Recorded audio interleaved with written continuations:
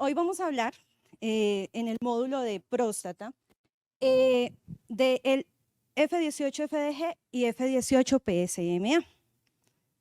El contenido es el siguiente: características y distribución de los diferentes radiofármacos, las aplicaciones oncológicas y no oncológicas en cuanto a FDG, el paso a paso del estudio, el F18-FDG en patología prostática y siguiendo las características y distribución del PSMA, de flúor 18, también el paso a paso del estudio y para recordar y algo más, así como estaba la invitación para el día de hoy. Y vamos a empezar por algo que para nosotros puede ser muy básico, pero es la clave para entender el caballito de batalla que es el FDG. Por lo regular es prácticamente el 90% de los estudios que realizamos en nuestros servicios y el énfasis es énfasis oncológico. ¿Listo? Tenemos la biodistribución. Recordemos que el FDG es un análogo de la glucosa y que por sus características su actividad se concentra en la célula, no hace la distribución metabólica normal, sino que se concentra en la célula. Y también tenemos algo que se llama un efecto de glicólisis, que es el efecto Warburg, que es el que nosotros aprovechamos para observar las células tumorales o la actividad que puede surgir en este tipo de células. Dentro de las características, sabemos que tiene una vida media de 111 minutos y que su energía es de 511 kiloelectronvoltios. En las guías nos dicen las indicaciones de este tipo de estudio, dentro de las cuales tenemos aplicaciones oncológicas, tenemos aplicaciones en infección, aplicaciones en cardiología y aplicaciones en neurología, donde las principales son las diferenciaciones de las lesiones, la búsqueda de un primario desconocido, la vigilancia del efecto de la terapia, también nos sirve para guía para biopsia, también orientación para la radioterapia y muchas más. Y aquí vamos con el paso a paso del estudio, que para nosotros como tecnólogos es bastante importante. Y el primer paso, y el que no podemos obviar, es el del equipo. Nosotros como tecnólogos debemos de garantizar, nosotros somos garantes de una buena imagen y para ello tenemos que tener a punto día a día el equipo. ¿Y cómo tenemos a punto día a día este equipo? Haciendo todos los procesos de calibración. Y uno de los tips que tenemos en nuestro día a día es idealmente no inyectar hasta que tengamos todas las pruebas de calibración a punto. Sé que en muchos de nuestros servicios ha pasado de que no tenemos el equipo a punto o pueden pasar diferentes cosas que están fuera de nuestro alcance y podemos incluso hasta perder las dosis o toda una jornada. ¿Listo? Y no sabemos la implicación que eso tiene para los pacientes de ahí en adelante. Pérdidas en dosis, pérdidas de agenda, y es bastante importante que tengamos claro con qué periodicidad tenemos que hacer este tipo de calibraciones y alzar la mano siempre que pase algo.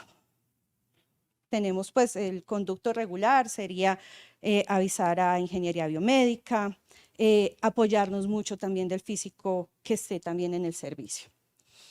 Algo también bastante importante, que son los criterios de inclusión para hacer la cita del paciente, es la orden médica, la historia clínica y la autorización. Pues depende de por qué medio viene el paciente hacia nosotros.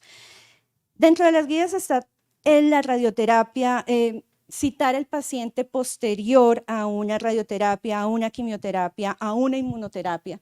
Yo hago la salvedad de que estos tiempos dependen mucho de qué es lo que quiere saber el médico tratante, porque no es lo mismo querer que el médico tratante quiera saber cómo es la respuesta al tratamiento de la radioterapia o que en ese instante el médico necesite saber si hay una progresión en ese momento. Entonces es muy importante tener estos tiempos, que ese proceso lo sepa incluso desde la secretaria hasta el tecnólogo, que sepa este tipo de tiempos. Lo otro son los medicamentos, las suspensiones de los medicamentos y también la dieta. Todos sabemos de que debe tener una dieta baja en carbohidratos, debe de tener también una ingesta alta en proteína, idealmente 24 horas antes. Tener en cuenta los pacientes que son diabéticos. Dentro de las indicaciones y lo que debemos de tener en una historia clínica, y esto es muy, muy importante. Sabemos que dentro de los procesos de los pacientes día a día, tenemos que dar una respuesta, y la respuesta que tenemos que dar es todo el grupo interdisciplinario. Y al final es, ¿qué quiere saber el médico? ¿Cuál es el objetivo de mandar ese examen? Y es importante para nosotros tener muy en cuenta, y también los médicos nucleares necesitan saber si el estudio es para una estadificación, si es para una reestadificación, si es para una guía de una biopsia. ¿Por qué? Porque dependiendo de para qué lo necesita el médico, nosotros podemos adaptar los protocolos para poder dar ese tipo de respuesta. Un ejemplo, si es una guía, si es en conjunto con radioterapia, tenemos que saber que ese paciente va para radioterapia, incluso podemos poner la camilla plana y hacer el rastreo en la camilla plana para que posteriormente, en conjunto con radioterapia, tengamos la imagen que ellos necesitan. También tenemos que tener en cuenta las cirugías, cuáles y en qué fecha. La quimioterapia, cuántos ciclos y cuándo finalizó. Todo eso tenemos que compilarlo para que el médico nuclear pueda tener herramientas, aparte de su imagen, y nosotros garantizar una buena imagen para que el doctor o los doctores puedan hacer su respectiva lectura. Es también muy importante, qué pena se me pasó, los estudios anteriores. Siempre hay que cargar el estudio anterior para que el doctor observe la trazabilidad que tiene ese paciente. Dentro de la inyección y captación, son datos que son mandatorios, la edad, el peso, la actividad inyectada, y algo muy importante, tener nuestros relojes sincronizados, porque debemos de ser muy honestos con cuanto a la dosis que nosotros inyectamos con el tiempo que ha pasado, y esos datos son mandatorios y debemos de registrarlos. Actualmente en Fundación CETIC estamos manejando los siguientes dosis. El equipo que nosotros tenemos es un PET digital y estamos manejando dosis mínima de 0.6 por kilogramo de peso hasta 0.11 por kilogramo de peso.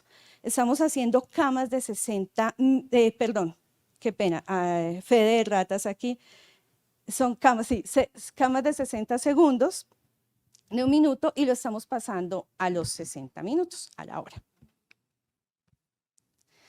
Y aquí hay algo bastante importante y es el protocolo de adquisición. No es mandatorio, recordar que cada paciente es un mundo diferente, pero nosotros debemos de saber qué es lo que quiere el médico para nosotros hacer las diferentes adquisiciones. El protocolo oncológico de rutina va desde base de cráneo hasta tercio medio de fémur.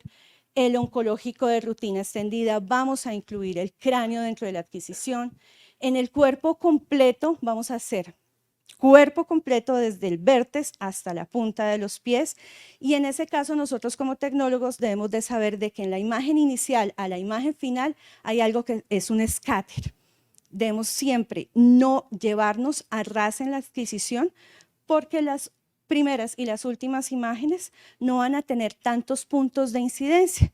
Entonces, irnos del vértex a la punta de los pies de manera indicada sin retirar algo de imagen. Y en cuanto a rutina, más cabeza y cuello a las patologías que están allí.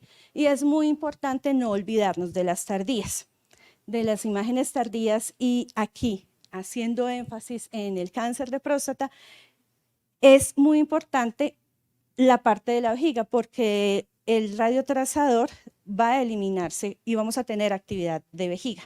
Entonces es muy importante en las tardías. Este como tal es el protocolo que manejamos en el PET que tenemos ahora, del cuanto al PET digital. Y aquí tenemos una indicación de un paciente en cual su diagnóstico fue un carcinoma de células escamosas en un 80% de los fragmentos prostáticos. Aquí tenemos una imagen basal, y aquí tenemos una imagen tardía. El diagnóstico que hizo el médico fue que tiene una próstata residual con elevada actividad metabólica difusa de aspecto infiltrativo tumoral. ¿A qué voy con esto? Y es que por mucho tiempo, cuando no teníamos otros radiofármacos para evaluar el cáncer de próstata, había muchos estudios que se hacían con FDG. Pero es importante saber de que el FDG nos sirve para la localización del tumor primario, es de baja utilidad, o sea, no es muy bueno. También tenemos el incremento de la captación del FDG en próstata, que es normal, en hiperplasia prostática benigna y en prostatitis. Entonces, tener en cuenta este tipo de ítems para cuando nos manden el paciente con este tipo de diagnóstico. Hay una limitación con el FDG, que es en la diferenciación, no sabemos cuándo es benigno o maligno, y ¿para qué puede servir el FDG? Para valorar la respuesta al tratamiento de metástasis óseas. Ahora pasemos al PSMA. Por mucho tiempo se manejó el PSMA con galio. Últimamente, por medio de la adquisición que tenemos y la facilidad que tenemos de tener el F18 PSMA, es mucho más práctico. Mucho más práctico porque tenemos la molécula del flúor 18 con sus características. Se genera en un ciclotrón, tenemos una vida media más larga y tenemos más posibilidades de tener este radiofármaco. Hablemos de el PSMA, es una proteína transmembrana que es altamente expresada en las células de cáncer de próstata y eso es lo que nosotros utilizamos para poder hacer este tipo de exámenes. Las células del cáncer de próstata se expresan en PSMA en niveles de 100 a 1000 veces más altos que otras células. Y tenemos lo siguiente. En cuanto a la distribución, este va a ser metabolizado y excretado a nivel de hígado y tenemos baja actividad en vejiga. Tenemos también que es específico para células de cáncer de próstata. Y también un paso a paso. ¿Qué tenemos que tener? Actualmente nosotros en Fundación CETIC no les estamos brindando que el paciente venga con ayuno, sino que no requiere ayuno. También tener muy en cuenta la historia clínica y síntomas que son relevantes. Ejemplo, dolor en los huesos, misión frecuente. La mayoría de estos pacientes van mucho al baño y hay que tener esa consideración con estos pacientes, saberlos tratar, porque ellos a veces les da mucha pena en el momento del estudio porque tienen que ir al baño constantemente y el estudio requiere bastante hidratación para poder ver bien la imagen.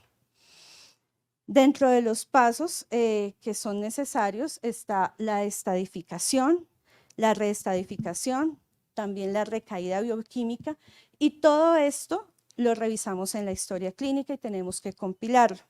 Algo bastante importante es el nivel de Gleason que tenga el paciente, porque ese es un predictivo de cómo vamos a encontrar nosotros la imagen del paciente y queremos saber si vamos a hacer qué tipo de rutina vamos a hacer con ese paciente.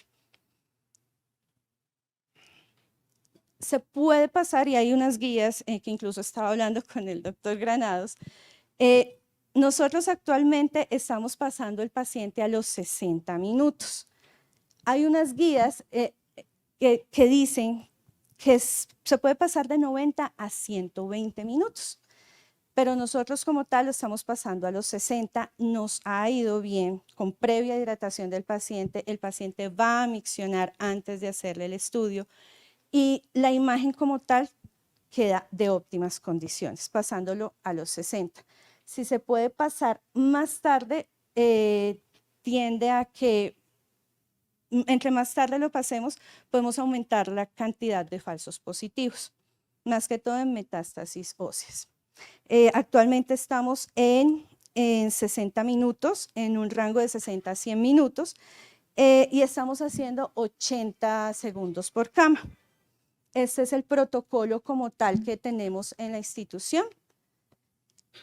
Y entender que por medio de la biodistribución de este radiofármaco, no solamente vemos imágenes prostáticas, ni células que capten o que tengan avidez en esta zona, sino que también tenemos glándulas salivares y tenemos también parótidas. Entonces, en este caso tenemos un paciente con un carcinoma adenoide quístico de parótida derecha. Y es importante saber de que tenemos este tipo de ventajas, no solamente para hacer estudios de SEA de próstata con PSMA. Esto es para recordar, sé que tengo ya que terminar, quería invitarlos a algo. Nosotros como tecnólogos podemos ir un poco más allá y nuestro nombre también puede estar en un paper. Los invito a que participemos con todo el grupo interdisciplinario a hacer investigación. En este caso, rápidamente, hicimos un protocolo dinámico para ver qué tiempo de adquisición podíamos observar mejor la imagen. En este caso, la conclusión es que podemos hacer las imágenes a los 60 minutos después de pasar el paciente. Y ese es el grupo, que nada sería posible sin ellos. Muchas gracias.